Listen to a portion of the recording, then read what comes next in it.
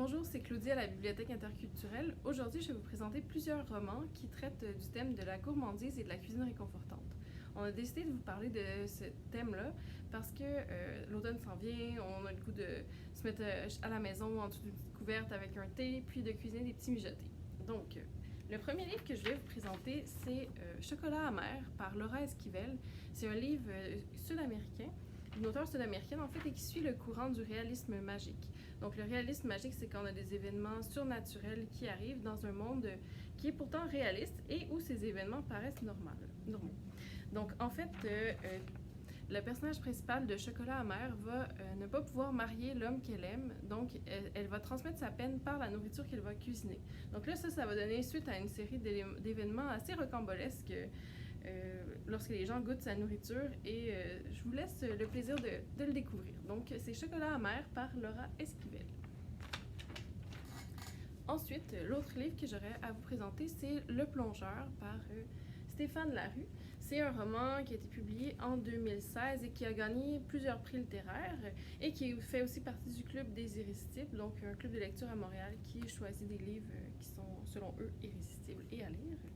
Donc c'est un livre que j'ai recommandé à beaucoup de monde, mais que je n'ai pas lu. Donc si vous avez vu mes vidéos sur les livres qui traînent sur ma pile de chevet, mais Le Plongeur de Stéphane Larue en fait partie. Donc on va suivre un homme au courant, dans un restaurant en fait, il fait de la plonge, donc il lave la vaisselle.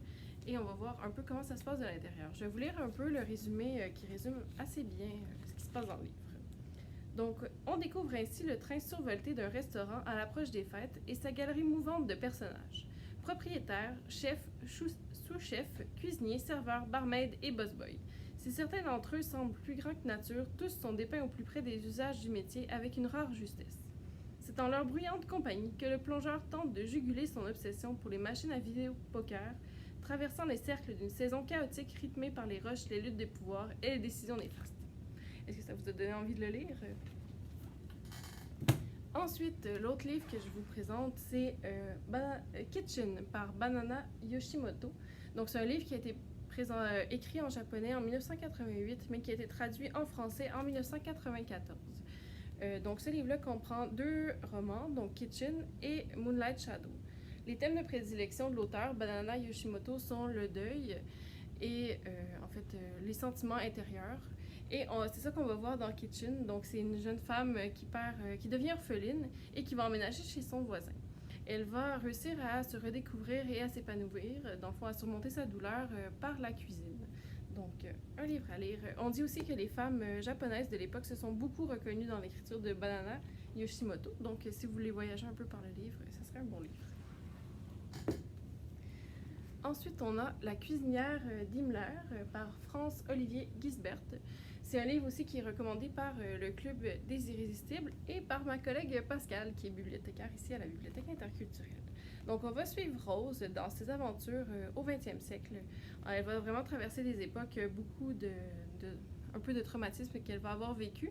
Et c'est comment elle passe à travers ça, toujours en restant positive et aussi animée par un désir de vengeance. Donc, c'est un livre qui est très drôle et très touchant, donc que vous pouvez lire. Elle va devenir aussi la cuisinière d'Himmler, ouvrir un restaurant à Paris.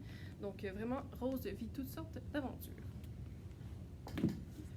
Ensuite, on a Victoire par Maryse Condé. Donc, Victoire, les saveurs et les mots. C'est un livre où, en fait, Maryse Condé va présenter l'histoire de sa grand-mère, une grand-mère qu'elle n'a pas connue. Et donc, elle va mener un peu comme une enquête pour réussir à retrouver les traces de sa grand-mère. Donc, c'est un récit qui va alterner la vérité et la fiction. Et le lecteur ne saura jamais vraiment qu'est-ce qui est vrai et qu'est-ce qui est faux. Donc, ça, c'est mon type de livre préféré parce que l'auteur joue un peu avec nous et un peu avec lui-même, en fait. Et ça donne toujours une ambiance intéressante. Donc, Victoire, les saveurs et les mots par Maryse Condé. Ensuite, il n'y a pas que les romans qui ont inclus de la littérature, en fait, à l'intérieur de leur œuvre. Il y a aussi des livres de cuisine qui ont inspiré des romans ou qui se sont inspirés des romans. Donc ici, on a Baking with Julia, donc un livre de Julia Child, qui a donné lieu à un livre et un film qui s'appelle Julie et Julia. Donc c'est Julie qui va se découvrir certaines ressemblances avec Julia Child et qui va commencer à cuisiner ses recettes et faire un blog sur les recettes qu'elle va essayer de Julia Child, et ça va l'aider à passer à travers une période difficile de sa vie. Donc, on a plusieurs livres de cuisine de Julia Child dans les bibliothèques de Montréal. Il y a aussi, bien sûr, Ainsi cuisinaient les belles-sœurs dans l'œuvre de Michel Tremblay, et ça a été écrit par Anne Fortin. Donc, elle s'est vraiment inspirée de l'œuvre de Michel Tremblay, de la présence de la nourriture dans ses livres et des femmes et des hommes qui les cuisinaient. Donc, elle a vraiment créé un livre de cuisine qui est un peu la cuisine traditionnelle du Québec.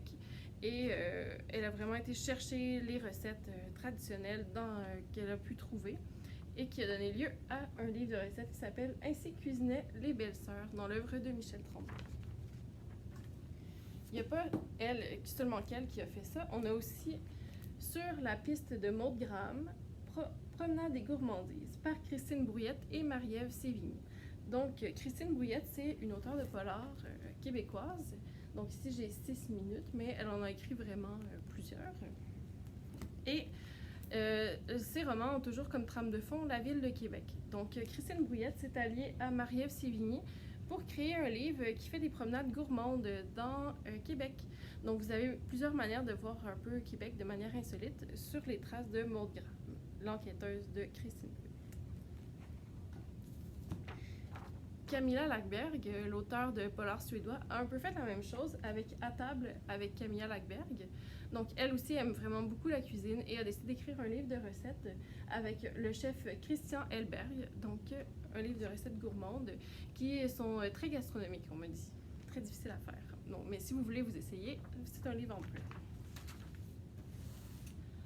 Il y a aussi, Gallimard qui a fait la même chose avec La série noire. Donc, c'est le livre de recettes de La série noire. Donc, dans tous les romans policiers, ils ont fait un peu un inventaire des recettes qu'on pouvait y retrouver et ont créé un livre de recettes avec ça.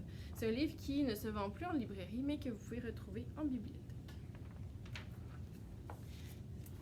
Il y en a plein d'autres que j'aimerais vous présenter, mais je ne sais pas si on va avoir le temps. Donc, pour ceux qui ne voudraient pas continuer à regarder la vidéo, sachez que vous pouvez venir emprunter des livres sur le thème de la gourmandise à la Bibliothèque interculturelle. Donc, on vous a fait 2 sacs, on nous a fait des sacs qui contiennent 2 romans et un magazine et qui traitent de nourriture, que ce soit sur le thème justement du restaurant, des repas, de la gourmandise, des enquêtes policières qui mettent un peu la nourriture au centre de leur enquête. Donc, on vous a vraiment concocté des petits sacs diversifiés sur ce thème-là à la Bibliothèque interculturelle. Maintenant, je peux vous présenter quelques derniers titres. Vous me direz si c'était trop. Donc, on a aussi Agatha Raisin, qui est l'auteur de Cozy Mysteries. Donc, on pourrait traduire par Mystère douillet. Il n'y a pas vraiment encore de traduction en français. Donc, c'est des enquêtes policières qui sont un peu plus douces, donc qui ne contiennent pas autant de sang ou de macabre. Donc, c'est vraiment quelque chose pour avoir du plaisir, un peu à la Miss Marple. Donc, Agatha Raisin, Enquête, la quiche fatale par M.C. Beaton. Un peu dans le même genre, une enquête un peu à la Miss Marple, un peu plus douce, sans macabre. Le chat qui cassait la baraque par Lillian Jackson Brown. En fait, ça, c'est toute une série de livres, Le chat qui, et c'est toujours des enquêtes d'un enquêteur, d'un journaliste avec ses 2 chats. On a aussi La vie épicée de Charlotte Lavigne par Nathalie Roy. Ça, c'est une romance légère qui, en fait, c'est une jeune femme célibataire qui aime cuisiner et qui est à la recherche de l'amour. Donc, La vie épicée de Charlotte Lavigne, toute une série. On a aussi 13 nouvelles à table par plusieurs auteurs. Donc, ça, c'est un collectif. Je vais vous lire le résumé derrière, ça va vous donner une idée. Donc, au cœur de nos histoires les plus intimes, les plus étonnantes, les plus révélatrices, s'inscrit fort souvent la nourriture. Inspirée par cette thématique alléchante et guidée par le plaisir des sens, les 2 écrivaines Christine Brouillette et Geneviève Lefebvre ont attablé 13 auteurs de grand talent. Au menu, de savoureuses nouvelles en tout genre, où se courtisent des univers aussi distincts que complémentaires. Donc ça, des nouvelles à table, en fait, il y en a plusieurs. Je sais que du côté français, il y en a eu un aussi. Et c'est plusieurs auteurs qui vont vous écrire des nouvelles portant sur la cuisine. On a aussi, bien sûr, Chocolat de Joanne Harris, donc un classique qui est redevenu un film, on se rappelle, avec Johnny Depp et Juliette Binoche, donc ce livre. Et on a aussi le restaurant de l'amour retrouvé par Ogawa Ito. Donc ici aussi, on a un personnage principal féminin qui va transmettre ses émotions par la cuisine qu'elle va confectionner.